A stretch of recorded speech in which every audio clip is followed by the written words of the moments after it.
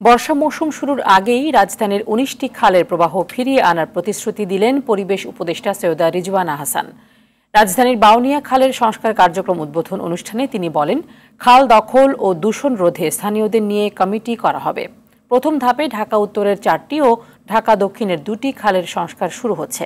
আরও জানাচ্ছেন জাহিদ রহমান।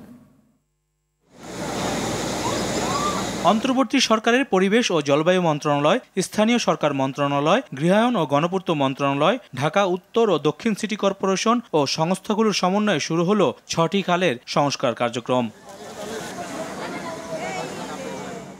বাউনিয়া খালের সংস্কার কার্যক্রম উদ্বোধনে পরিবেশ উপদেষ্টা সৈয়দা রিজওয়ানা হাসান বলেন, এবছর বর্ষা মৌসুম শুরুর আগেই রাজধানীর খালে প্রবাহ ফিরিয়ে আনা হবে। এগুলো তুলবার জন্য আলাদা ড্রেজার লাগে, সেগুলো আমাদের নেই। তো এই কাজগুলো জাতীয় পর্যায়ে হচ্ছে, তা আন্তর্জাতিক পর্যায়ের অভিজ্ঞতাকে সমন্বয় করে আমরা আশা করি এই বাজেটেই আমরা কিছু অর্থের সংস্থান করব এবং আমাদের উন্নয়ন সহযোগী অনেক সংস্থা বলেছে তারা আমাদেরকে এই কাজটা করতে সাহায্য করবে।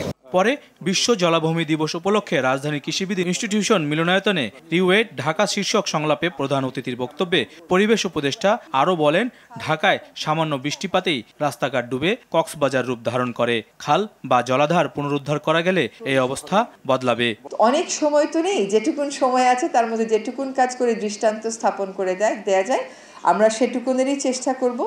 ভ্রান্ত অর্থনৈতিক যুক্তি দিয়ে আমাদেরকে আমাদের রাস্তা থেকে যেন সরাতে না পারে, অনেক রেজিস্ট্যান্স আসবে, সেগুলো আমরা একসাথে মিলে সবাই ফেস করব।